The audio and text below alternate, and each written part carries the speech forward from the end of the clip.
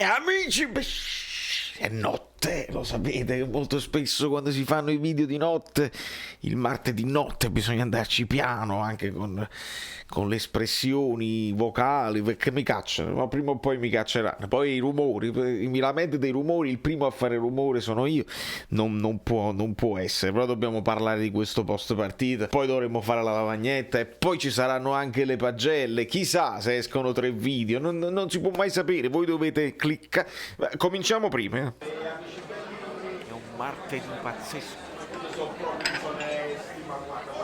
Rumori incredibili, rumori.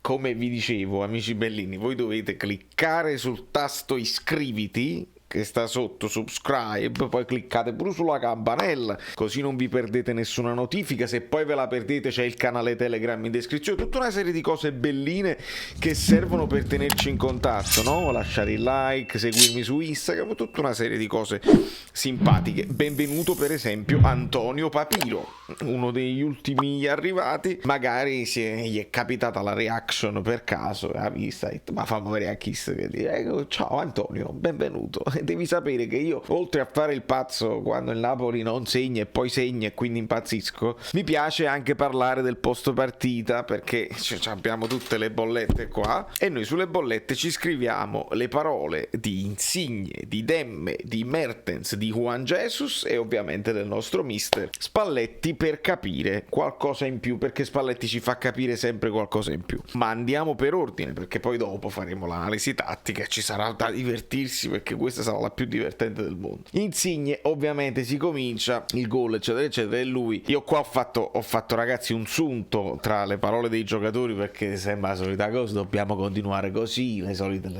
solita solfa, lo sappiamo, però Insigne ci dice il gol ci voleva, e molto spesso quando i giocatori vengono presi così a caldo ci comunicano, non riescono a parlare il calcese, si intuisce la sensazione, lo stato d'animo. Lui lo dice proprio, mamma mia, il gol ci voleva proprio perché c'era un'atmosfera pesante, è chiaro che c'era un'atmosfera pesante. E poi gli parlano ancora del contratto e dice il contratto è un tema che non ho messo in mezzo io, nel senso lo metti in mezzo tu, giornalista, oppure lo mettono in mezzo i tifosi, perché si deve parlare che se Insigne sbaglia il rigore è perché pensa al contratto. Ragazzi, Insigne sbaglia il rigore perché sbaglia il rigore l'Insigne lo sbaglia anche l'anno scorso, lo ha sbagliato qualche anno fa, lo sbaglia chi ha il contratto appena firmato, lo sbagliano in nazionale che non ci sono i contratti, i rigori si sbagliano perché non si è infallibili, perché non si è robot.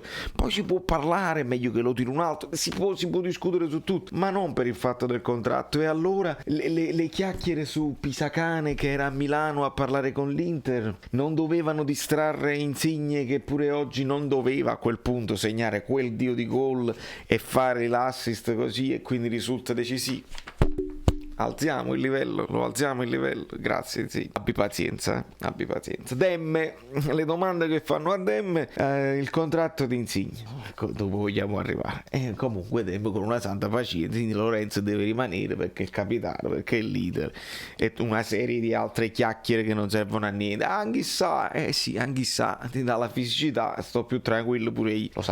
Lo sappiamo già, non avete aggiunto niente. Dopodiché Mertens invece qualcosina ce l'ha aggiunto, ma perché proprio c'ha più linguaggio, no? C'ha più confidenza con la lingua, e lui ci fa capire proprio una cosa. C'è solo un momento in cui secondo me non intuisce la domanda, perché dice, Modugno gli dice, voi l'ultimo posto facevate fatica a vedervi ultimi, no? L'apposta così, e lui penso che acchiappa solo la parola avete fatto fatica, facevate fatica, e dice fatica no, alla fine sì, non entrava subito il pallone, non riuscivamo a segnare subito, però abbiamo dominato, poi abbiamo fatto 3 gol, quindi c'è stato forse un piccolo qua. Però poi si parla di Osimhen e lui dice sì, l'anno scorso problemi con la lingua, poi c'è stato l'infortunio, ma è un ragazzo che vuole ascoltare, e lui dice a un certo punto, dice quando sta così bene, sta facendo cose incredibili, lo devi usare e gli devi dare tutto l'amore possibile.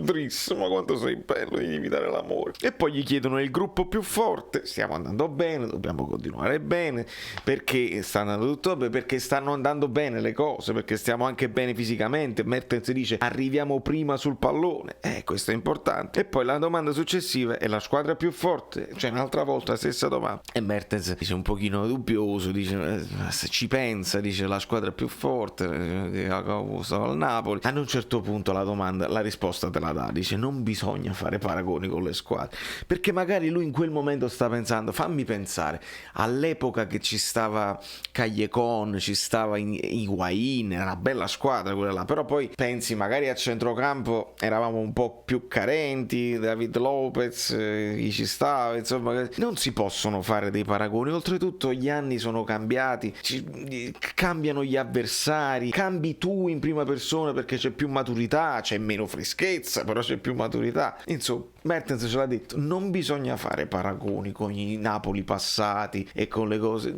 è una nuova stagione, godiamoci questa stagione, niente, non vogliamo salire di livello. Vabbè, il ruolo, poi gli chiedono, questa è una domanda che mi fa più sfizio, e lui dice non lo so, alla fine mi piace stare davanti, e la dice come priorità, quindi gli piace perché voleva segnare anche oggi, ed era caldo, perché era veramente andato vicinissimo al gol, abbiamo tantissime cose, dopo vediamo pure gli XG, però sto bene, anche, mi diverto anche dietro, poi alla fine ho corso per tutto il campo e veramente Mertens l'ha fatto, e quindi il fatto che Osimhen stia così bene, Mertens ne è consapevole, si ritaglierà il suo ruolo anche intorno ad Osimhen per quando poi Osimhen non ci sarà, e allora lo possiamo utilizzare da prima punta. Dopodiché intervista a Spalletti, vi devo dire la verità, a me è sembrato un pochino non deluso, forse un po' stanco fisicamente, l'ho visto un po' accigliato. Mi fate sapere voi nei commenti come l'avete visto, perché l'ho visto più pimpante altre volte Spalletti, e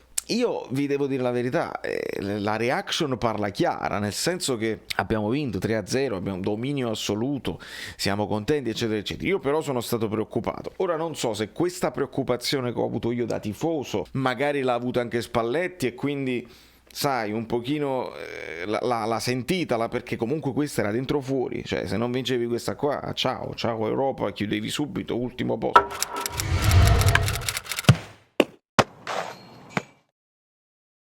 Invece no, adesso ti puoi giocare le tue carte, secondo me l'ha sentita parecchia, oppure magari già archiviata questa, sta pensando alla Roma, che la Tigre ferita 6-1, insomma l'ho visto un po' così, però andiamo a vedere come ha parlato, perché poi alla fine l'atteggiamento è una cosa, poi le parole sono altre.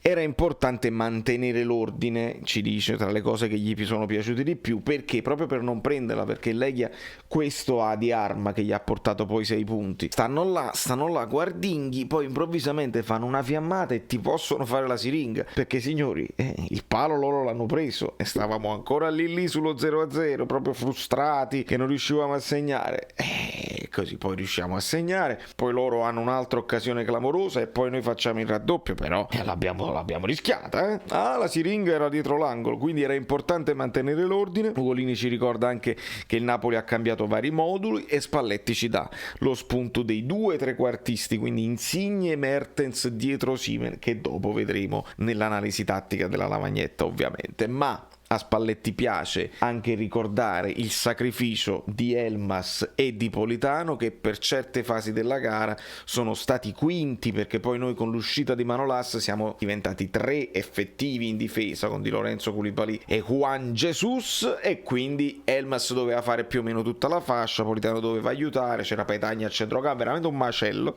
però è andata tutto bene. Poi dice ma sta, perché Guaglini glielo dice proprio, dice ma tutto a posto, cioè voleva qualcosa in più, e Spalletti dice va a fare più di stasera diventa difficile. La partita, poi anche in conferenza dirà partita quasi perfetta, e poi ripete la questione che bisogna sempre lavorare per il gruppo, e ripete il fatto che l'anno scorso poi alla fine non c'era mercato per i giocatori, perché quando fallisci poi l'obiettivo primario che era entrare in Champions, poi i giocatori poi non avevano mercato, quindi è importante da qui dal passaggio, capito, che eravamo ultimi, poi improvvisamente abbiamo vinto questa partita, subito la domanda: la può vincere l'Europa League? E noi non c'è misura. Va bene lo stesso. Spalletti ovviamente risponde: vincere, ma vediamo di passare il turno, perché poi ci sono, adesso c'è il giro di boa, bisogna riaffrontare lei e riaffrontare lo Spartak, attenzione alle siringhe, e poi ci sarà la sfida finale contro il Leicester, e lì probabilmente, se tutto succede come deve succedere sulla carta, ci sarà la sfida tra i due, e lì anche i gol saranno importanti, la differenza reti, perché siamo pari punti e quindi potrebbe anche succedere. E quindi Spalletti ci ricorda che non basta una giocata, bisogna avere l'intensità per tutta la partita, proprio perché queste squadre improvvisamente in Europa, poi è così ancora di più, ti possono fregare, ti scappano da una parte, stacchi la spina un attimo e sei fregato. Dopodiché il passaggio su Osimhen, che si parla ovviamente signori della corte in generale, non dico noi, a Napoli secondo me noi siamo autorizzati a chiamarlo Osimhen, però voi, le televisioni del nord eccetera, Osimhen si dice, chiaro? L'ha detto lui, cioè la pronuncia del suo paese, Osimhen, no Osimhen, Osimhen, va bene? Rispettiamo, è come se Lukaku, no, non l'avete mai chiamato Lukaku o Lukaku, no, Osimhen, ok?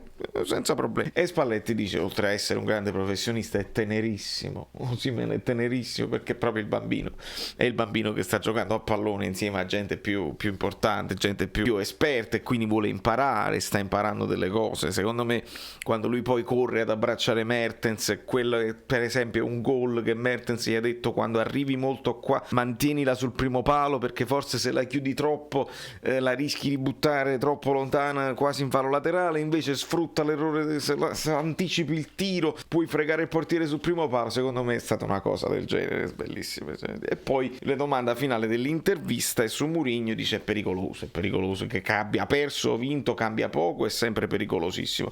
Dopodiché in conferenza si ripete il quasi perfetti, i nuovi, dove è che gli è piaciuta questa cosa, è che i nuovi, quelli che sono stati chiamati in causa, Demme, Mertens, lo stesso Juan Jesus, sono stati pronti, e quindi non si è vista una grande differenza rispetto alla formazione tra virgolette tipo. E poi gli ricordano ancora il fatto della Roma, e lui dice che 6-1 non cambia praticamente nulla, perché può succedere, e perché la Roma era fondamentalmente, al di là del turnover pesante che hanno fatto a inizio partita, poi dopo sono entrati tutti, se vogliamo, però erano già praticamente qualificati. Quindi Mourinho l'ha detto pure, ha detto: io mi sono giocato una carta, è colpa mia, mi sono voluto fare parecchi cambi perché sapevo di poterlo fare in base alla classifica. Poi tra l'altro, signori, Mourinho è stato molto molto severo con la sua squadra, per me, io da tifoso neutrale, sono parole che mi sconvolgono quelle di Mourinho, perché dice proprio cioè le seconde linee le ha fatte fuori, ha detto: noi non possiamo permetterci, sono scarsi questi qua, questa gente, colpa mia che li ho messi tutti in campo, non possiamo permettere, ne abbiamo 13, 12, 14 massimo che possono mantenere una certa qualità, gli altri sono scarsi.